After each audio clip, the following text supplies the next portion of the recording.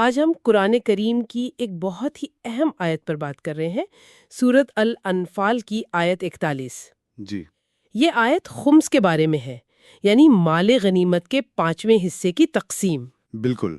تو ہمارے پاس آیت کا متن ہے، تفاسیر ہیں، اور خاص طور پر صوفیہ کرام کے اقوال بھی ہیں جو اس کے باطنی معانی پر روشنی ڈالتے ہیں۔ جی تو آج کوشش کریں گے کہ اس آیت کے ظاہری حکم اور اس میں چھپے ہوئے روحانی اسباق دونوں کو سمجھا جائے، بہت اچھا۔ کیونکہ یہ آیت صرف ایک آپ کہیں کہ جنگی قانون نہیں ہے، بلکہ یہ اللہ کی ہر عطا کو، چاہے وہ مادی ہو یا روحانی، جی استعمال کرنے اور بانٹنے کا ایک گہرا اصول بتاتی ہے۔ صحیح۔ یہ ہمیں سکھاتی ہے کہ ہر کامیابی، ہر نعمت ایک امانت ہے۔ تو آیت شروع کیسے ہوتی ہے؟ اور جان لو کہ جو کچھ تم مال غنیمت حاصل کرو اس کا 5واں حصہ اللہ، اس کے رسول، قریبی رشتہ داروں، یتیموں، مسکینوں اور مسافروں کے لیے ہے۔ اس کا جو فوری مطلب تھا وہ کیا تھا؟ جی یہ حکم تو جنگ بدر کے فوراً بعد آیا تھا۔ مقصد یہ تھا کہ جو مال غنیمت ہاتھ آیا ہے اس کی تقسیم منصفانہ ہو۔ اچھا، تو یہ 5واں حصہ یعنی خمس واضح کر دیا گیا کہ یہ اللہ اور رسول صلی اللہ علیہ وسلم کے لیے ہے، اور پھر معاشرے کے جو ضرورت مند لوگ ہیں، یتیم، مسکین، مسافر، ان کے لیے ہے۔ اور آیت میں آگے یہ بھی ہے کہ یہ ایمان کا تقاضا ہے، مطلب اگر تم اللہ پر اور یوم آخرت پر ایمان رکھتے ہو تو پھر اس تقسیم کو مانو۔ یعنی یہ صرف ایک انتظامی حکم نہیں بلکہ ایمان کا حصہ ہے؟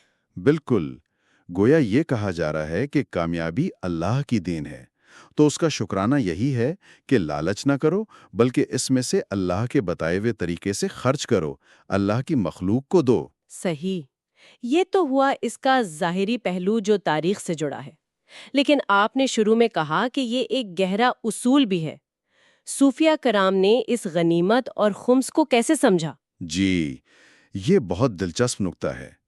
صوفیہ کے نزدیک غنیمت صرف وہ مال نہیں جو جنگ میں ملے، اچھا، بلکہ نفس کے خلاف جو جہاد ہے اس میں جو کامیابی ملتی ہے، یعنی نفس پہ قابو پانا، جی، عبادت سے جو روحانی لذت یا کیفیت حاصل ہوتی ہے، دل کا اللہ کے قریب ہونا، یہ سب روحانی غنیمت ہے۔ واہ، تو اس روحانی غنیمت کا بھی خمس ہے؟ جی ہاں، امام کشیری رحمۃ اللہ علیہ فرماتے ہیں کہ ہر ایسی روحانی کامیابی کا 5واں حصہ اللہ کے لیے ہے، یعنی اس کا کچھ حصہ اللہ کے ذکر میں، شکر میں یا اللہ کے بندوں کی خدمت میں لگایا جائے۔ یعنی اسے صرف اپنے تک نہیں رکھنا؟ بالکل نہیں۔ سل تستری تو کہتے ہیں کہ دل کا خمس وہ حصہ ہے جو صرف اور صرف اللہ کے لیے ہو۔ اپنی خوشی، اپنا علم، اپنی نیکی، اسے مکمل طور پر اپنا مت سمجھو، اس کا بہترین حصہ اسی کی طرف لوٹاؤ جس نے دیا ہے۔ ابن عربی یوم الفرقان کو دل میں حق و باطل کے الگ ہونے سے، روشنی آنے سے تعبیر کرتے ہیں۔ وہ کہتے ہیں جب ایسی روشنی آئے تو پھر جو بھی فائدہ ملے اسے عاجزی سے تقسیم کرنا لازم ہے۔ اور رومی کا بھی آپ نے ذکر کیا تھا۔ جی رومی کا تو بہت خوبصورت قول ہے کہ جب تمہیں کوئی باطنی خزانہ ملے تو اس میں سے کچھ دے دو، ورنہ وہ موتی تمہاری مٹی میں دھندلا جائے گا۔ سبحان اللہ، یعنی بانٹنے سے برکت بڑھتی ہے، کم نہیں ہوتی۔ بالکل، خلاصہ یہی ہے کہ ہر نعمت، مادی ہو یا روحانی، وہ ملکیت نہیں، امانت ہے۔ اللہ نے دیا ہے، اسے روک لینا برکت کھو دینا ہے، اور اسے بانٹنا، اسے سخاوت اور خدمت کے ذریعے اللہ کی طرف لوٹانا ہی اس کے نور کو، اس کی برکت کو باقی رکھنا ہے۔ اچھا، ایک اور بات پوچھی جاتی ہے، ان الفاظ غنیمہ اور خمس کے جو اعداد ہیں ابجد کے حساب سے، کیا ان میں بھی کوئی حکمت ہے؟ جی بعض صوفی روایات میں اس طرف بھی اشارے ملتے ہیں، جیسے غنیمہ کا عدد 1500 ہے، اس کا مفرد عدد 6 بنتا ہے۔ 6؟ جی 6 کا عدد تخلیق اور توازن کی علامت سمجھا جاتا ہے، گویا حقیقی فائدہ جو ہے وہ خدمت اور توازن سے ہی ملتا ہے۔ اور خمس کا؟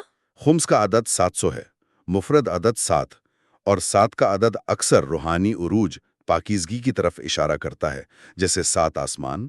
اچھا، تو گویا یوں سمجھیں کہ فائدہ عدد 6 توازن چاہتا ہے، اور اس فائدے کا ایک حصہ بانٹنا روح کو بلندی عطا کرتا ہے۔ سخاوت گویا اوپر جانے کی، اللہ کی طرف لوٹنے کی سیڑھی ہے۔ یہ تو بہت ہی لطیف نکتہ ہے۔ تو اگر ہم اس ساری گفتگو کو سمیٹیں، ایک سالک کے لیے، ایک روحانی مسافر کے لیے اس آیت میں عملی سبق کیا ہے؟ روزمرہ زندگی میں اسے کیسے اپنایا جائے؟ دیکھیں، عملی سبق یہ ہے کہ ہمیں زندگی میں جو بھی نعمت ملتی ہے، چاہے وہ کوئی گہری سمجھ ہو، محبت کا احساس ہو، کوئی آسانی ہو، علم کی روشنی ہو، حتیٰ کہ کوئی اچھا خیال ہی کیوں نہ ہو، جی، اس میں ایک حصہ ہے جو صرف ہمارا نہیں، وہ اللہ کا حق ہے یا اللہ کی مخلوق کا حق ہے۔ یہ خمس کا اصول صرف مال کے لیے نہیں، یہ روح کا قانون ہے۔ روح کا قانون؟ جی، ہر فائدے کا ایک حصہ اللہ کو لوٹاؤ، اپنی خوشی میں سے دو، اپنی سمجھ بانٹو۔ اگر کسی معاملے میں اللہ نے آپ کو بصیرت دی ہے تو دوسروں کی رہنمائی کرو۔ یاد رکھیں، جو ہم دیتے ہیں وہی اصل میں باقی رہتا ہے، جو جمع کرتے ہیں وہ تو یہیں رہ جاتا ہے یا فنا ہو جاتا ہے۔ صحیح۔ اور وہ جو یوم الفرقان کا ذکر آیا، وہ دن تو بار بار آتا ہے زندگی میں، جب بھی اللہ دل میں حق کو باطل کو الگ کرتا ہے، کوئی نئی سمجھ عطا کرتا ہے۔ جی، تو یہ ایک نعمت ہے، ایک غنیمت ہے۔ اس پر شکر ادا کریں اور اس میں سے دوسروں کو دیں۔ ہر کشف، ہر نعمت امانت ہے، اور امانت کا تقاضا عاجزی ہے، شکر گزاری ہے اور تقسیم ہے۔ تو اصل آزمائش یہ نہیں کہ کیا ملا، بلکہ یہ ہے کہ ملنے کے بعد ہم نے کیا کیا، کتنا لوٹ آیا۔ بالکل، کامیابی کے بعد اصل امتحان یہی ہے۔ واقعی اس گفتگو سے یہ بات بہت واضح ہو گئی کہ سورۃ الانفال کی یہ آیت صرف ایک تاریخی حکم نہیں، بلکہ ہر دور کے لیے، ہر انسان کے لیے ایک زندہ روحانی اصول ہے جی، کہ ہر نعمت، ہر کامیابی اللہ کی امانت ہے، اور اس کا حق شکر گزاری اور خدمت خلق سے ہی ادا ہوتا ہے۔ شاید ہم اس دعا کے ساتھ بات ختم کر سکتے ہیں، جسے مناجات الامانت کہا گیا ہے۔ اے اللہ، جو کچھ میں پاؤں وہ تیرا ہے، میرا نہیں۔ مجھے توفیق دے کہ اس کا نور تیری طرف لوٹاؤں۔ میری بصیرت کے موتیوں سے کچھ حصہ ان دلوں تک پہنچا دے جو ابھی راستے میں ہیں، جو ابھی شاید بھٹک رہے ہیں۔ مجھے ان تحفوں سے چمٹے رہنے سے بچا لے جو تو عطا کرتا ہے۔ میرا دینا اس بات کا ثبوت بن جائے کہ میں جانتا ہوں کہ سب تیرا ہے۔ نفع و نقصان میں مجھے باخبر رکھ کہ ہر نعمت بانٹنے کے لیے تیری ہی عطا ہے۔ آمین۔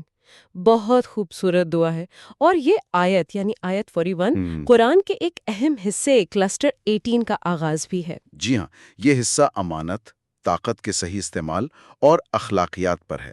یہ سکھاتا ہے کہ نعمتوں کو کیسے بانٹا جائے، کامیابی کو کیسے سنبھالا جائے اور انصاف کیسے قائم کیا جائے۔ اور آپ نے اشارہ دیا کہ اگلی آیات کلسٹر 19 میں بات اور گہری ہو جائے گی۔ جی، اگلی آیات 42 سے 44 یہ بتائیں گی کہ بظاہر جو افراتفری یا اتفاق نظر آتا ہے، وہ بھی اصل میں اللہ کے ایک بڑے منصوبے کا حصہ ہوتا ہے۔ اچھا۔ یہ سالک کو سکھاتا ہے کہ ہر نتیجے پر اللہ کی مرضی پر بھروسہ کرنا سیکھے۔